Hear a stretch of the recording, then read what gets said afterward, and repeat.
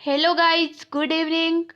स्वागत है आप सभी का आपके अपने यूट्यूब चैनल लॉगिन स्टडी पर। चलिए फ्रेंड्स, आज हम आपके लिए लेकर आए हैं पीटीटी और बीएसटीसी एंट्रेंस एग्जाम 2022 में पूछे जाने वाले शिक्षण अभिरुचि की महत्वपूर्ण प्रश्नोत्तरी।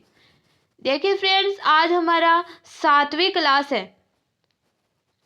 पिछली क्लास यदि आप 6 क्लास आप देखना चाहते हो, 6 पार्ट, तो आप लॉगिन स्टडी की प्ले लिस्ट में जाकर देख सकते हो। तो चलिए शुरुआत करते हैं। देखिए आज के सेशन की। इस सेशन में हम आपके लिए लेकर आते हैं प्रीवियस ईयर एग्जाम में पूछे गए क्वेश्चनों का कलेक्शन, जो आपके लिए बहुत ही महत्वपूर्ण सेशन देखिए रहने वाला है।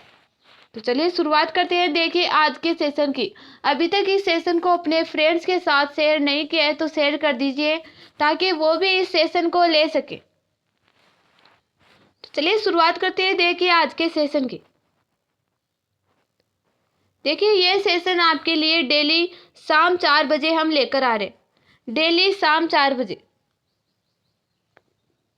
4 PM को हम डेली आपके लिए ये सेशन आपके लिए लेकर आ रहे हैं शिक्षण अभिरुचि का।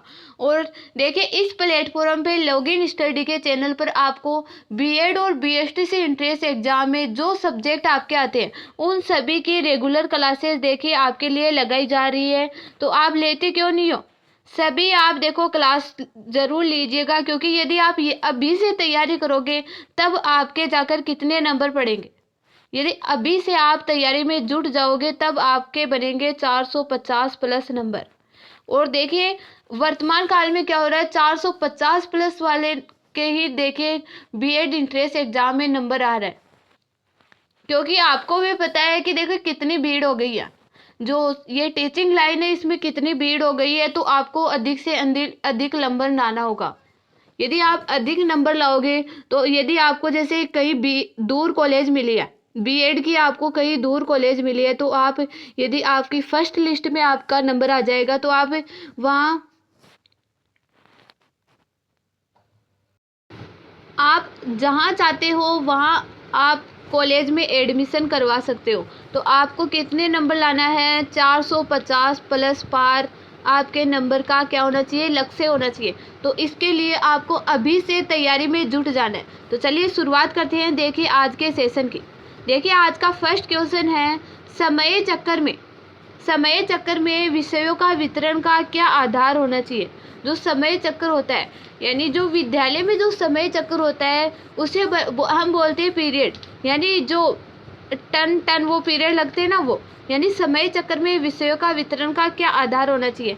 विषयों की कठिनाई के आधार पर वितरण करना चाहिए, या फिर छात्रों की रुचि के आधार पर, या फिर कोई आधार नहीं होना चाहिए, या फिर उपयुक्त के अतिरिक्त अन्य कोई आधार? तो देखिए राइट आंसर क्या होगा। विद्यालय में जो समय चक्र में विषयों का वितरण किस प्रकार होना चाहिए? विषयों की कठिनाई के आधार पर। ऑप्शन ए राइट आंसर होगा। देखिए इस समय चक्र को भी वैज्ञानिकों ने बहुत समझ कर बनाए, बहुत सोच समझ कर उन्होंने बनाए हैं कि कैसे हम विषयों का वितरण करें। तो ऑप्शन ए करेक्ट आंसर होगा। नेक्स्ट है क्वेश्चन नंबर 2। यदि प्रत्येक घंटे के पश्चात कुछ समय शिक्षण न किया जाए तो उससे क्या लाभ होगा? यानी प्रत्येक घंटे के पश्चात कुछ समय शिक्षण ना किया जाए तो उससे क्या लाभ होगा? छात्रों ने जो विषय पढ़ा है वह अच्छी तरह शोषित होगा, यानी अच्छी तरह वह ग्रहण करेगा, या फिर छात्र आगे के विषय को ठीक से समझने को तैयार होंगे, या फिर छात्रों में थकान समाप्त हो जाती है, या फिर उपयुक्त सभी? तो देखिए राइट आंसर क्या होगा? उपयुक्त सभी। यानी प्रत्येक घंटे के पश्चात हमें 5 मिनट का 10 मिनट का समय हमें बीच में देना चाहिए, जिससे क्या होगा, जो विषय पढ़ा है वो अच्छी तरह समझ में भी आएगा, और जो आगे विषय पढ़ा रहे हैं वो भी ठीक से समझ में आएगा, और छात्रों में जो थकान होती है वो भी दूर होगी। तो ऑप्शन डी करेक्ट आंसर होगा। नेक्स्ट है क्वेश्चन नंबर 3। शिक्षक को अनुसंधान की ओर अपनी रुचि रखनी चाहिए, क्योंकि इससे शिक्षक के ज्ञान का विकास होता है, या फिर शिक्षक सदैव अध्ययनशील होता है, या फिर शिक्षक अपने कार्य में व्यस्त रहता है, या फिर उपयुक्त सभी कार्य संभव होते हैं। यानी शिक्षक को अनुसंधान की ओर अपनी रुचि रखनी चाहिए। क्यों रखनी चाहिए? क्योंकि इससे ज्ञान का भी विकास होगा, सदैव अध्ययनशील भी होगा और शिक्षक अपने कार्य में व्यक्त करता है। तो ऑप्शन डी देखो राइट आंसर होगा। नेक्स्ट है क्वेश्चन नंबर 4। आपकी राय में शिक्षक का अनुसंधान का क्षेत्र क्या होना चाहिए? जो शिक्षक का अनुसंधान होता है उसका क्षेत्र क्या होना चाहिए? सामाजिक समस्याओं का क्षेत्र, या फिर केवल शैक्षिक समस्याओं का क्षेत्र, फिर केवल आर्थिक क्षेत्र, या फिर वैज्ञानिक क्षेत्र? तो आपकी राय में शिक्षक का जो अनुसंधान का क्षेत्र क्या होना चाहिए? केवल शैक्षिक समस्याओं का क्षेत्र। ऑप्शन बी राइट आंसर हो। नेक्स्ट है क्वेश्चन नंबर 5। अनुसंधान के विषय को चुनने में शिक्षक को क्या ध्यान रखना चाहिए? यानी जो अनुसंधान का जो विषय होता है उसको चुनने में एक शिक्षक को क्या ध्यान रखना चाहिए? विषय शिक्षा के क्षेत्र से हो, या फिर किसी विषय पर भी अनुसंधान कर सकता है, या फिर केवल यह शैक्षिक समस्या जो स्वयं से संबंधित हो, या फिर विषय शिक्षक के विद्यालय से संबंधित हो? तो देखिए राइट आंसर क्या होगा? ऑप्शन सी, अनुसंधान के विषय को चुनने में शिक्षक को क्या ध्यान रखना चाहिए। यह क्या है? एक शैक्षिक समस्या है जो उस शिक्षक से संबंधित होती है। ऑप्शन सी राइट आंसर होगा। नेक्स्ट है क्वेश्चन नंबर 6।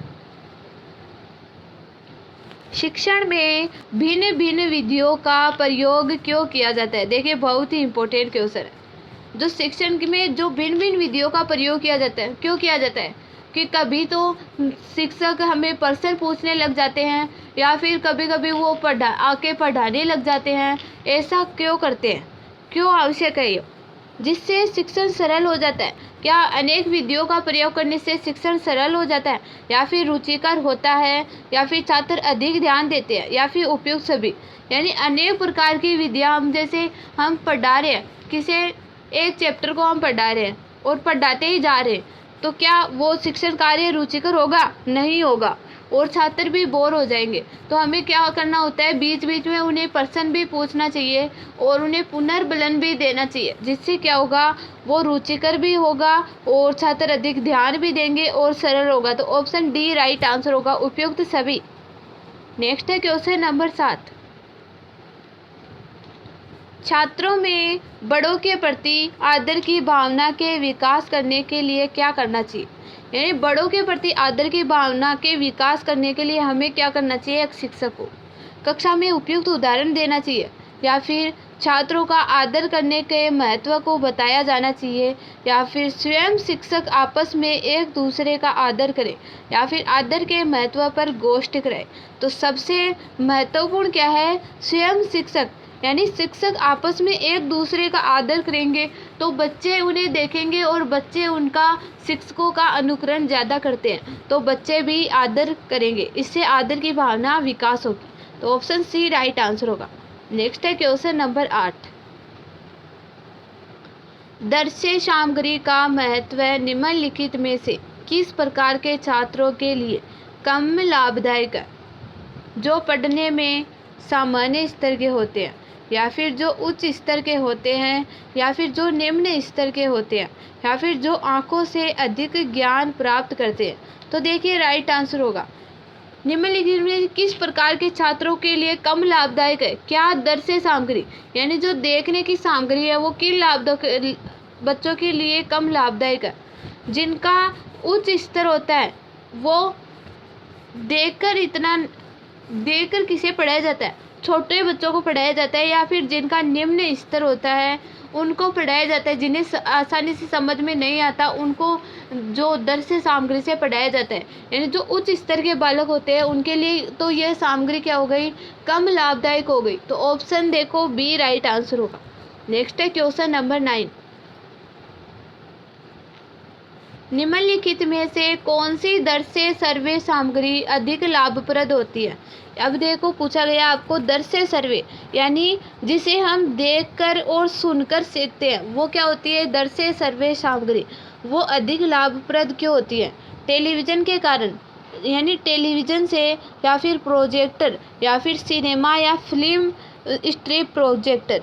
यानी जो कौन सी दर्शे सामग्री यहाँ पूछा गया है कि अधिक लाभप्रद होती है, तो कौन सी होती है? Option A television. देखिए टेलीविज़न क्या होता है, अधिकतर सभी गृहों में टेलीविज़न मिल जाता है, तो ये क्या होता है, अधिक लाभप्रद होती है। और जो दर से सर्वे सामग्री होती है वो लाभप्रद होती क्यों है, क्यों चलाई गई है ये, क्योंकि दर से हम देखते किससे हैं, आंखों से देखते हैं। तो आंखों से देखते हैं तो जो 75% हमें जो आंखों से देखता है वो क्या होता है, याद रहता है। और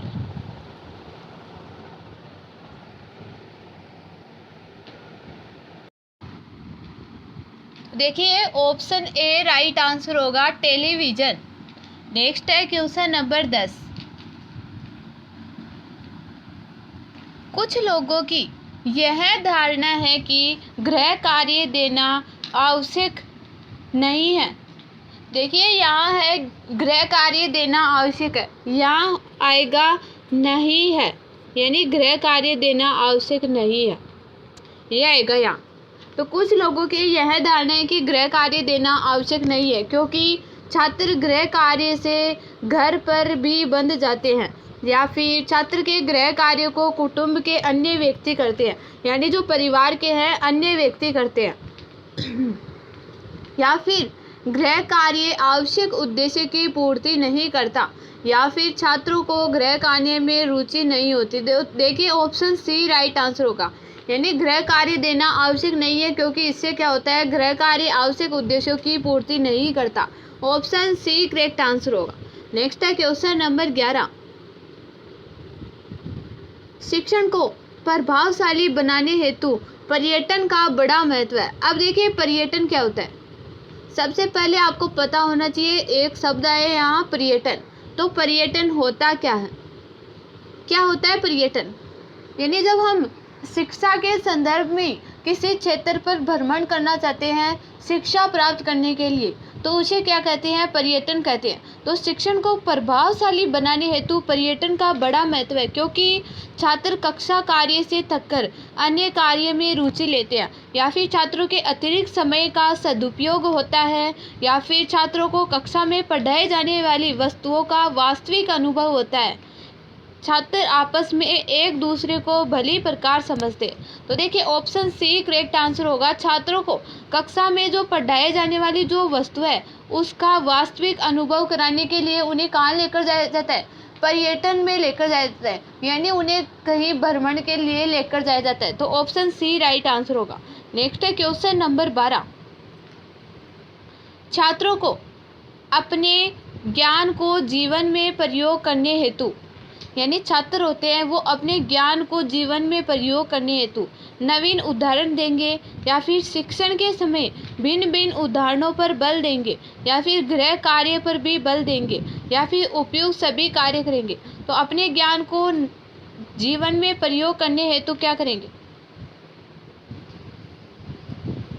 ऑप्शन बी देखो राइट आंसर होगा, शिक्षण के समय भिन्न भिन्न उन्हें उदाहरणों पर बल देंगे, जिससे बच्चों को अच्छी प्रकार से समझ में आ जाएगा। नेक्स्ट है क्वेश्चन नंबर 13। पाठ्य वस्तु को भली प्रकार स्मरण करने हेतु निम्नलिखित में से कौन सबसे उचित है, यानी पाठ्य वस्तु होती है उसे भली प्रकार स्मरण करने हेतु यानी अच्छी प्रकार से याद करने हेतु कौन सबसे उचित है। पाठ्य वस्तु को बार बार दोहराया जाना चाहिए, या फिर सही उत्तर को पुनर्बलित करना चाहिए, या फिर पाठ्य वस्तु पर कक्षा में प्रश्न हल कराएंगे या गलत उत्तर पर दंड देंगे। यानी अच्छी प्रकार से याद कराने हेतु क्या उचित रहेगा, पाठ्य वस्तु को बार बार दोहराएंगे, यानी एक ही चैप्टर को हम बार बार पढ़ाएंगे तो उससे क्या छात्रों को भली प्रकार से याद हो जाएगा, नहीं याद होगा। सही उत्तर को पुनर्बलित करेंगे, यानी जो उत्तर होगा, जो हम क्वेश्चन जैसे छात्र से किसी प्रकार का क्वेश्चन पूछ लिया और वो आंसर दे रहे हैं, तो उसके आंसर को ध्यान में रखते, उसके आंसर को साथ में लेते हुए उसे अच्छा आंसर बताएंगे, यानी उसे कंप्लीट आंसर अच्छी प्रकार से समझाएंगे, यानी पुनर्बलित करके समझाएंगे, या फिर पाठ्य वस्तु पर कक्षा में प्रश्न हल कराएंगे, यानी जो सिलेबस होता है उसका कक्षा में प्रश्न हल कराएंगे, या फिर गलत उत्तर पर उन्हें दंड देंगे, उनकी पिटाई करेंगे। तो देखिए ऑप्शन बी राइट आंसर होगा, सही उत्तर को क्या करेंगे, पुनर्बलित करेंगे। नेक्स्ट है क्वेश्चन नंबर 14। राष्ट्रीय शिक्षा नीति में किस क्षेत्र पर मुख्य जोर दिया जाता है? परीक्षा तथा मूल्यांकन के क्षेत्र पर, या फिर व्यवसायीकरण पर, या फिर अनुसंधान पर, या फिर निर्देशन पर? तो देखिए राइट आंसर क्या होगा? ऑप्शन बी, जो राष्ट्रीय शिक्षा नीति है उसमें किस क्षेत्र पर मुख्य जोर दिया गया है? व्यवसायीकरण पर। राष्ट्रीय शिक्षा नीति 2009 में, देखिए ये कौन सी 2009 की राष्ट्रीय शिक्षा नीति में किस क्षेत्र पर मुख्य जोर दिया गया है? व्यवसायीकरण पर। ऑप्शन बी देखो राइट आंसर होगा, क्योंकि इसमें क्या कहा गया है, यानी एक 7 वर्षीय, जब बालक 7 वर्ष का हो जाता है तो उसे शिक्षा दी जाती है। कितने साल तक? 7 साल तक। और उन 7 साल में एक बालक को व्यवसाय करने के योग्य उसे बना दिया जाता है, जिससे वह किसी भी प्रकार के व्यवसाय में काम कर सकता है। तो ऑप्शन बी देखो राइट आंसर होगा। नेक्स्ट है क्वेश्चन नंबर 15। शिक्षकों को स्वास्थ्य विज्ञान का अध्ययन क्यों आवश्यक है? जिससे छात्रों के स्वास्थ्य का सही ज्ञान हो सके, क्योंकि यह विषय पाठ्यक्रम में है, या फिर अपने स्वास्थ्य को ठीक रखने हेतु, या फिर स्वयं तथा समाज को स्वस्थ रखने हेतु। तो एक शिक्षक का कर्तव्य होता है जिससे छात्रों के स्वास्थ्य का सही ज्ञान हो सके, इसलिए एक शिक्षक को जो स्वास्थ्य विज्ञान होता है उसका भी ज्ञान होना चाहिए। तो ऑप्शन ए राइट आंसर होगा। नेक्स्ट है क्वेश्चन नंबर 16। यदि आप अपने विद्यालय में फल तथा वृक्षों का प्रोजेक्ट चलाना चाहते हैं तो आप इस संबंध में क्या करेंगे? प्रत्येक छात्र को पेड़ लाने को कहोगे, यानी प्रत्येक छात्र को पेड़ घर से लाने को कहोगे। क्या पता किसी के घर पर पेड़ है या नहीं, और उनकी आर्थिक स्थिति इतनी कमज़ोर हो कि वो 150 रुपये का पेड़ नहीं ला सकते, क्योंकि अभी पेड़ भी तो महंगे हुए हो है ना। इसलिए पेड़ों के बीज बोएंगे, या फिर छात्रों को सरकारी बगीचे से पेड़ लाने को कहेंगे। यदि छात्रों को सरकारी बगीचे से पेड़ लाने को कहोगे तो छात्रों पर बैन लगा दिया जाएगा, या फिर छोटे छोटे समूहों में पौधों को लगाकर उन पर ध्यान देंगे। तो देखिए ऑप्शन डी राइट आंसर होगा। नेक्स्ट है क्वेश्चन नंबर 17। राष्ट्रीय शिक्षा नीति के अंतर्गत नवोदय विद्यालयों की व्यवस्था क्यों की गई है? जो राष्ट्रीय शिक्षा नीति 2009 है उसके अंतर्गत नवोदय विद्यालयों की व्यवस्था क्यों की गई है?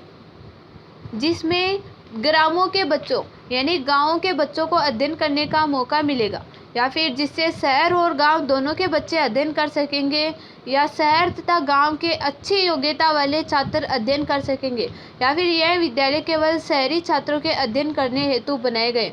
तो देखिए नवोदय विद्यालय में क्या होता है, जो क्लास 5th के बाद में एक वहाँ इंट्रेंस एग्ज़ाम लगती है, जिसमें बच्चों का स्तर, बौद्धिक स्तर होता है, यानी उसके अनुरूप बच्चों का नवोदय विद्यालय में एडमिशन होता है।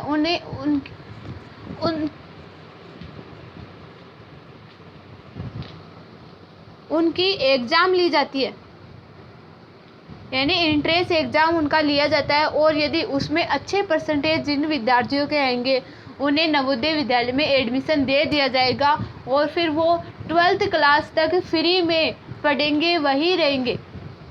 तो देखिए ऑप्शन सी राइट आंसर हो। नेक्स्ट क्वेश्चन है क्वेश्चन नंबर 18। आपकी राय में जूनियर कक्षाओं में एक कक्षा को एक ही शिक्षक के नियंत्रण में क्यों रखना चाहिए? जो जूनियर यानी छोटी कक्षाएं होती है उसमें एक शिक्षक को एक ही शिक्षक के नियंत्रण में क्यों रखना चाहिए? इससे शिक्षक प्रत्येक छात्र को भली प्रकार समझ सकता है, या फिर शिक्षक और छात्रों में मधुर संबंध होते हैं, या फिर छात्र शिक्षक को समझ सकते हैं, या प्रत्येक विषय को भली प्रकार समझ सकते हैं। तो ऑप्शन ए देखिए राइट आंसर होगा। इससे शिक्षक प्रत्येक छात्र को भली प्रकार समझ सकता है। नेक्स्ट है क्वेश्चन नंबर 19। छात्रों में स्काउट के प्रशिक्षण द्वारा आपके विचार से क्या लाभ संभव होता है? छात्रों में सच बोलने की भावना, या फिर छात्रों में सेवा भावना का विकास। देखिए स्काउट का प्रशिक्षण BSTC वालों का होता है, B.Ed वालों का नहीं होता।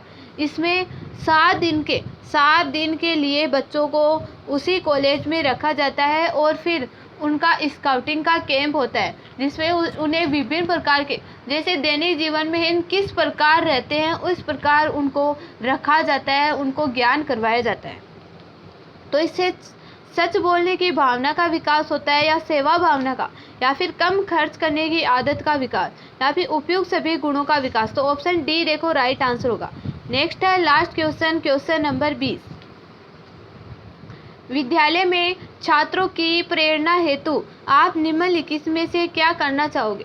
छात्रों में प्रतिस्पर्धा की भावना का विकास करना, या फिर प्रेरित लोगों का उदाहरण देंगे, या फिर केवल छात्रों को पारितोषिक देंगे यानी उन्हें उपहार देंगे, या फिर प्रेरणा के महत्व पर भाषण देंगे। तो देखिए राइट आंसर क्या होगा? ऑप्शन ए, छात्रों में प्रतिस्पर्धा की भावना का विकास करेंगे। नेक्स्ट है आपके लिए होमवर्क। आपको इस क्वेश्चन का आंसर कमेंट सेशन में देना है। सभी को कमेंट सेशन में इस क्वेश्चन का आंसर देना है। क्या आप ऐसे व्यवसाय में जाना चाहते हैं जिसमें आप काफ़ी धन जमा कर सकते हैं, या फिर आपका नाम हो, आपको यश प्राप्त हो, या फिर आपको शांति मिले? सभी अपने अपनी राय देंगे इसमें। आप कौन से व्यवसाय में जाना चाहते हैं? आप सभी कमेंट बॉक्स में सही आंसर देंगे। चलिए, आज की क्लास देखने के लिए सभी को थैंक यू। और अभी तक इस सेशन को अपने फ्रेंड्स के साथ लाइक और शेयर नहीं किया है तो शेयर कर दीजिए और सेशन को लाइक कीजिए। और यदि आज ही आप इस चैनल पर जुड़े हो तो चैनल को सब्सक्राइब कर लीजिए ताकि आपको, और बेल आइकन को प्रेस कीजिए ताकि डेली नोटिफिकेशन आपको मिलती रहे।